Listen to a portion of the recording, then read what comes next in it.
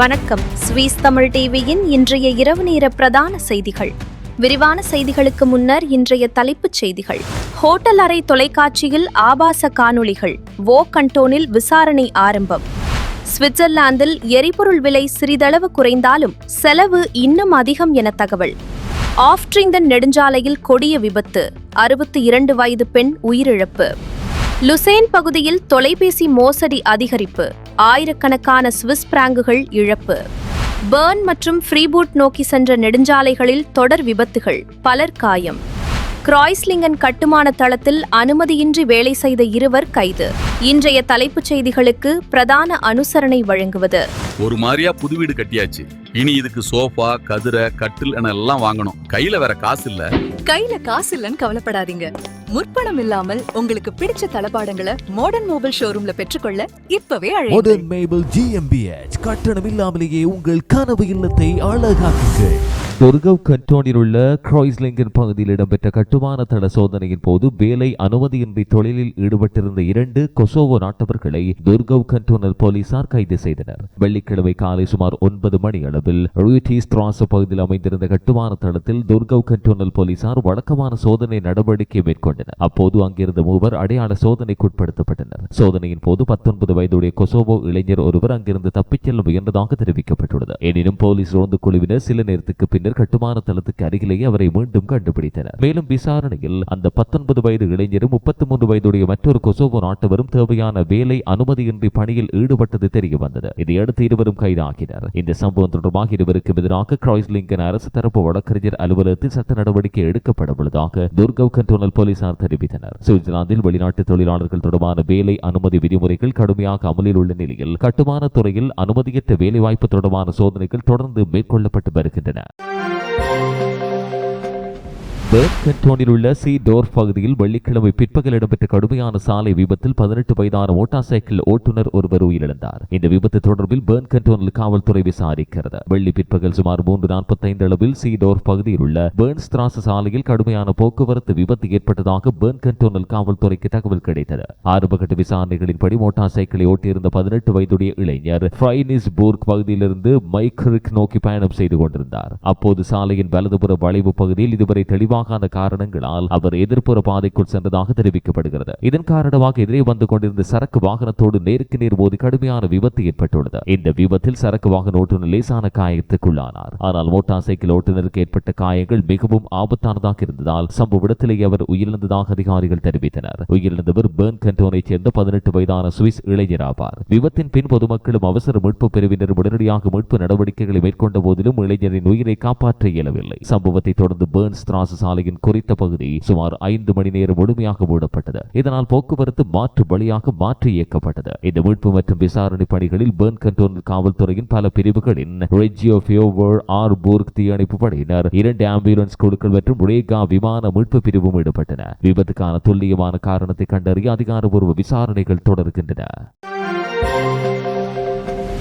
Berne கண்டோனில் வெள்ளிக்கிழமை மாலை A1 west மற்றும் A12 நெடுஞ்சாலைகளில் தொடர்ச்சியாக பல போக்குவரத்து விபத்துகள் ஏற்பட்டன. இந்த விபத்துகளில் 5 காயமடைந்ததாக பெர்ன் கண்டோனல் காவல்துறை தெரிவித்தது. வெள்ளிக்கிழமை மாலை சுமார் 5 மணி முதல் 7 மணி வரையிலான நேரத்தில் பெர்ன் மற்றும் ஃப்ரைபோர்க் நோக்கி செல்லும் A1 வெஸ்ட் மற்றும் A12 நெடுஞ்சாலைகளில் இடம்பெற்ற பல்வேறு விபத்துகள் குறித்து பெர்ன் கண்டோனல் காவல்துறைக்கு அவசர தகவல்கள் கிடைத்தன. ஆரம்பகட்ட தகவல்களின்படி ஃப்ரைபோர்க் நோக்கி சென்ற A12 நெடுஞ்சாலையில் மாத்திரம் 6 தனித்தனி விபத்துகள் பதிவாகின. பெர்ன் நோக்கி சென்ற A12 பாதையில் ஒரு விபத்தும் A1 வெஸ்ட் நெடுஞ்சாலையில் மேலும் 3 விபத்துகளும் பதிவாகியுள்ளன. இந்த தொடர்ச்சியான விபத்துகளில் மொத்தம் 5 காயமடைந்தனர். இருப்பினும் யாருக்கும் உயிருக்கு ஆபத்தான காயங்கள் ஏற்படவில்லை என ஆரம்ப தகவல்கள் உள்ளன. காயமடைந்தவர்கள் பல்வேறு ஆம்புலன்ஸ் குழுக்களின் உதவியோடு அருகிலுள்ள மருத்துவமனைகளுக்கு கொண்டு செல்லப்பட்டனர். விபத்துகளின் காரணமாக பெர்னில் இருந்து பிளாமட் நோக்கி செல்லும் A12 நெடுஞ்சாலை பல மணி நேரங்கள் முழுமையாக மூடப்பட்டது. இதனால் நீடு வாங்கன் பகுதியிலிருந்து வாகனங்கள் மாற்று வழிகளுக்கு திருப்பப்பட்டன. போக்குவரத்து நெரிசலை கட்டுப்படுத்த மாற்று பாதைகள் தெளிவாக சுட்டிக்காட்டப்பட்டன. இந்த சம்பவங்களின் போது பெர்ன் கண்டோனல் காவல்துறையின் பல ரோந்து பிரிவுகள், பல ஆம்புலன்ஸ் குழுக்கள், ஷூட்ஸ் அண்ட் ரெட்டும் பெர்ன் மீட்பு பிரிவு மற்றும் ஹோனிஸ் தீயணைப்பு படையினரும் பணியில் ஈடுபட்டனர். வெள்ளிக்கிழமை மாலை அதிக போக்குவரத்து மற்றும் மழை காரணமான வழுக்க நிலை போன்றவை இந்த விபத்துகளுக்கு காரணமாக இருந்திருக்கலாம் என கருதப்படுகின்ற நிலையில் துல்லியமான காரணங்களை கண்டறிய விசாரிக்கப்படுகிறது. ஆர்கவ் கண்டோனில் உள்ள புரோக் பகுதியில் செம்பு கம்பிகளை திருட முயன்றதாக சந்தேகப்படும் மூவர் போலீசாரால் கைதாகினர். இந்த சம்பவம் வெள்ளி அதிகாலை இடம்பெற்றது. வெள்ளிக்கிழமை அதிகாலை சுமார் 12:30 அளவில் உண்டர்பர்க் ஸ்ட்ராச பகுதியில் அமைந்திருந்த கேபிள் கம்பி சுருள்கள் அருகே சந்தேகத்துக்கிடமான நபர்கள் சுற்றித் திரிவதாக போக்குவரத்து போலீசார் தகவல் வழங்கினர். இதையடுத்து ஆர்கவ் கண்டோனல் போலீசாரின் பல ரோந்து குழுக்கள் உடனடியாக சம்பவ இடத்துக்கு அனுப்பப்பட்டன. பின்னர் மேற்கொள்ளப்பட்ட தேடுதல் நடவடிக்கையின் போது சம்பவ இடத்துக்கு அருகிலேயே 3 சந்தேக நபர்கள் கைது செய்யப்பட்டனர். கைது செய்யப்பட்டவர்கள் 21, 22 மற்றும் 38 வயதுடைய ருமேனிய நாட்டவர்கள் ஆவர். ஆரம்பகட்ட விசாரணைகளின்படி சந்தேக நபர்கள் செம்பு கம்பிகளை திருட முயன்றிருந்தாலும் எந்த பொருளையும் எடுத்துச் செல்ல முடியாமல் போயுள்ளது. இந்த சம்பவத்தில் தொடர்புடையதாக கருதப்பட்ட மூவரையும் ஆர்கவ் கண்டோனல் போலீசார் அவசர சந்தேகத்தின் அடிப்படையில் தற்காலிக காவலில் எடுத்தனர். அதே இடத்தில் இதற்கு ஒரு வாரத்துக்கு முன்பும் செம்பு கம்பிகளை திருட முயற்சி செய்யப்பட்டதாக அதிகாரிகள் தெரிவித்தனர். இதனால் இந்த சம்பவங்களுக்கு இடையே தொடர்பு உள்ளதா என்பதையும் போலீசார் விசாரிக்கின்றனர். சுவிட்சர்லாந்தில் சமீப காலமாக செம்பு உள்ளிட்ட உலோகப் பொருட்கள் திருட்டு சம்பவங்கள் அதிகரித்து வருவதால் தொழில்துறை பகுதிகளில் பாதுகாப்பு கண்காணிப்புகள் வலுப்படுத்தப்பட்டுள்ளன.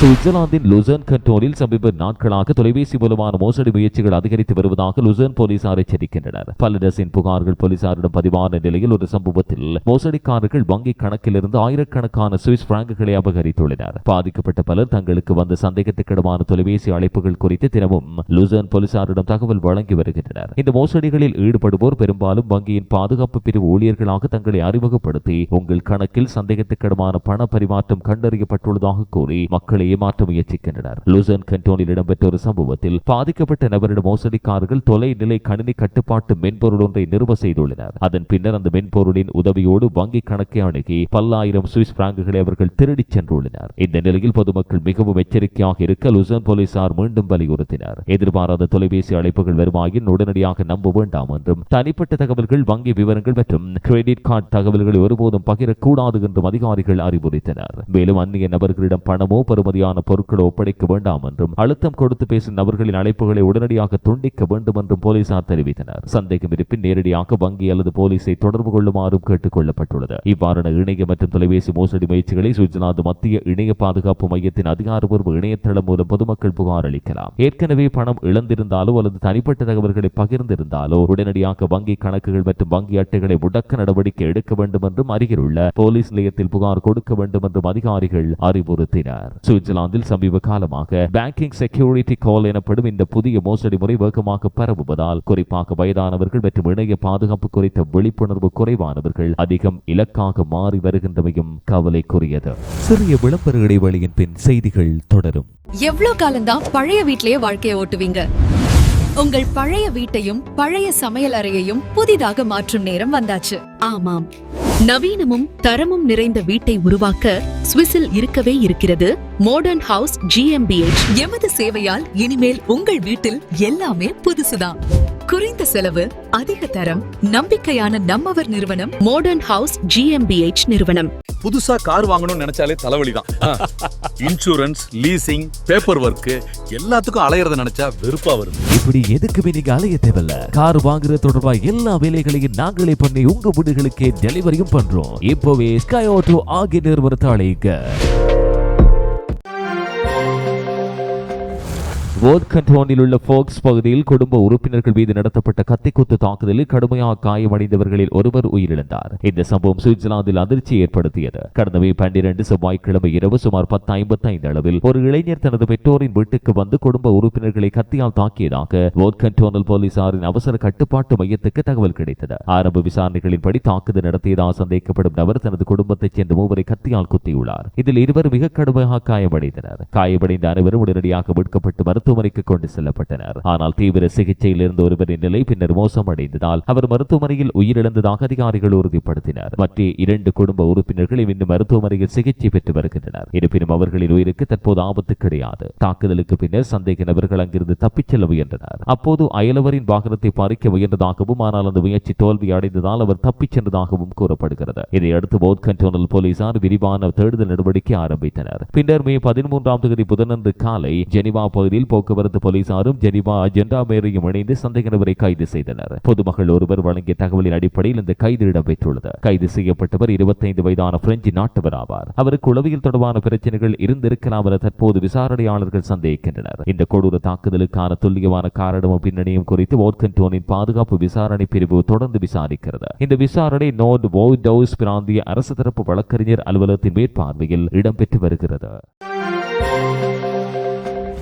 ஆர்கவ் கண்டோனில் உள்ள ஆஃப்ட்ரிங்கன் பகுதியில் இன்று காலை இடம்பெற்ற கடுமையான சாலை விபத்தில் 62 வயதுடைய பெண் ஒருவர் உயிரிழந்தார். இந்த விபத்து சூரிச் நோக்கி செல்லுமே 1 நெடுஞ்சாலையில் ஏற்பட்டது. காலை 9:30க்கு பிறகு இடம்பெற்ற இந்த விபத்தில் ஒரு கார் மற்றும் சரக்கு லோரி மோதிக்கொண்டதாக ஆரம்ப தகவல்கள் உள்ளன. ஆர்கவ் கண்டோனில் போலீசாரின் தகவலின்படி பெண் ஒருவர் ஓட்டிச் சென்ற கார் அவசர நிறுத்த பாதையில் நின்றிருந்ததாக கூறப்படுகிறது. அதன் பின்னர் இதுவரை தெளிவாகாத காரணங்களால் பின்னால் வந்த லோரி அந்த காரின் பின்புறத்தில் பலத்த வேகத்தில் மோதியுள்ளது. இந்த விபத்தில் காரை ஓட்டியிருந்த 62 வயது பெண் மிகவும் கடுமையாக காயமடைந்தார். சம்பவ இடத்திலேயே அவர் உயிரிழந்ததாகவும் கூறப்படுகிறது. மறுபுறம் 57 வயதான லோரி ஓட்டுநருக்கு எந்த காயமும் இல்லை. இந்த விபத்துக்கான துல்லியமான காரணத்தை கண்டறிய ஆர்கவ் கண்டோனில் போலீசார் விசாரிக்கின்றனர். மேலும் சம்பவம் நடந்த நேரத்தில் அந்த பகுதியில் இருந்து சாட்சியாளர்கள் முன்வந்து தகவல் வழங்க அதிகாரிகள் கேட்டுள்ளனர். A1 நெடுஞ்சாலை சுவிட்சர்லாந்தின் மிகவும் பரபரப்பான போக்குவரத்து பாதைகளில் ஒன்றாக இருப்பதால் இந்த விபத்தால் காலை நேர போக்குவரத்தில் கடும் பாதிப்பு ஏற்பட்டதாக தெரிவிக்கப்படுகிறது.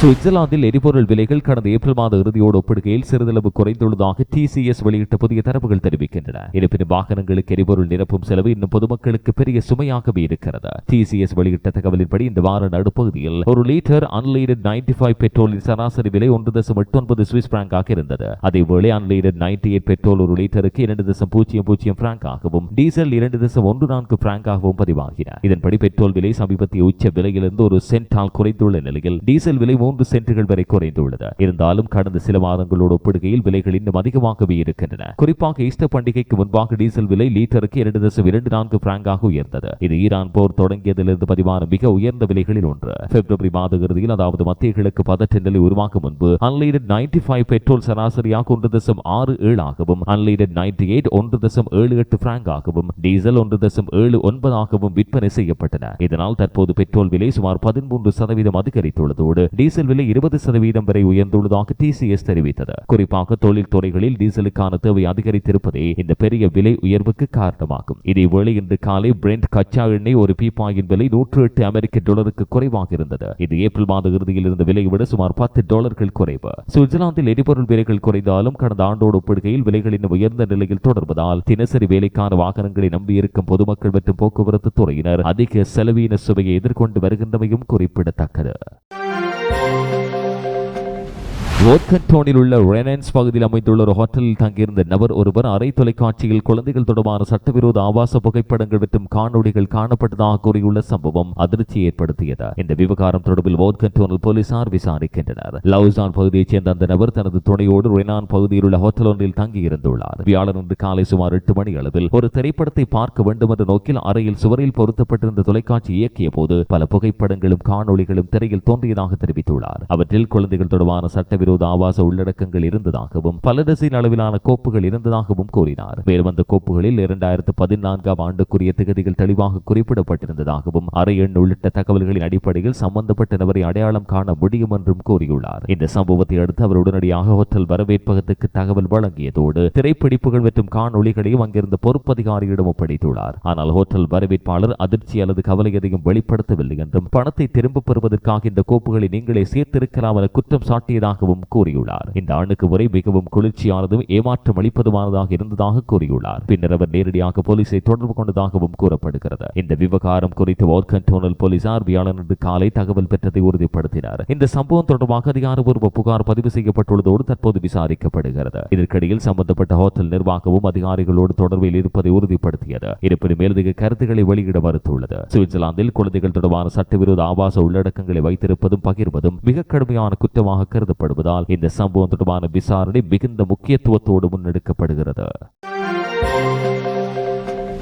சுவிட்சர்லாந்தின் பெர்ன் நகரில் குயர் சமூகத்தின் சுதந்திரமும் பாதுகாப்பும் வலியுறுத்தப்பட்ட கிறிஸ்டோபர் ஸ்ட்ரீட் டே பேரணியில் இன்று 1000க்கும் மேற்பட்டோர் பங்கேற்றனர். பெர்ன் தொடருந்து நிலையத்துக்கு அருகிலுள்ள ஷோல்சன் மேட்டே பகுதியிலிருந்து ஆரம்பமான இந்த பேரணி பின்னர் கூட்டாட்சி சதுக்கமான புண்டஸ்பிளட்ஸ் நோக்கி நகர்ந்தது. பேரணியில் கலந்து கொண்டவர்கள் பல்வேறு பதாகைகள் மற்றும் கோஷங்களோடு தங்கள் ஆதரவை வெளிப்படுத்தினர். அன்பு என்பது மனித உரிமை, எல்லோரும் சுதந்திரமாகும் வரை யாரும் உண்மையில் சுதந்திரமில்லை போன்ற வாசகங்கள் பதாகைகளில் இடம்பெற்றன. இந்த ஆண்டிற்கான பேரணியின் கோஷமாக டிரான்ஸ் ஜோயிஸ் ரெசிஸ்டன்ஸ் என்ற வாசகம் தேர்ந்தெடுக்கப்பட்டது. அதாவது திருநங்கை மகிழ்ச்சி என்பது எதிர்ப்பின் ஒரு வடிவம் என்ற கருத்தை முன்வைத்து தற்போதைய பாகுபாடு மற்றும் சமூக விவாதங்களில் திருநங்கை, இன்டர்செக்ஸ் மற்றும் நான் பைனரி நபர்கள் வெறும் பாதிக்கப்பட்டவர்களாக மாத்திரம் பார்க்கப்படுவதால் அவர்களின் வாழ்வின் மகிழ்ச்சியும் பெருமையும் வெளிப்பட வேண்டும் என்ற செய்தி வலியுறுத்தப்பட்டது. கிறிஸ்டோபர் ஸ்ட்ரீட் டே என்பது 1969 ஆண்டு ஜூன் 28 அமெரிக்காவின் நியூயார்க் நகரில் உள்ள கிறிஸ்டோபர் ஸ்ட்ரீட் பகுதியில் அமைந்திருந்த ஒரு கே பாரில் போலீசார் மேற்கொண்ட சோதனைக்கு எதிராக வெடித்த போராட்டங்களை நினைவு கூறும் நிகழ்வு. அந்த நிகழ்வின் நவீன LGBTQ+ உரிமை இயக்கத்தின் தொடக்கமாக கருதப்படுகிறது. சுவிட்சர்லாந்தில் வருடந்தோறும் பல நகரங்களில் இந்த நிகழ்வுகள் இடம்பெறுகின்றன. இந்த ஆண்டில் சூரிச் மற்றும் விண்டத்தூர் நகரங்களில் கிறிஸ்டோபர் ஸ்ட்ரீட் டே நிகழ்வுகள் ஜூலை மாதத்தில் இடம்பெறவுள்ளதாக தெரிவிக்கப்பட்டுள்ளது. இந்த சுவிஸ் தமிழ் டிவியின் இன்றைய பிரதான செய்திகள் நிறைவுக்கு வருகின்றன. இதுபோன்ற மேலதிக செய்திகளை பார்வையிட எங்களுடைய இணையதளமான swissthamil24.com அணுகுங்கள். வணக்கம்.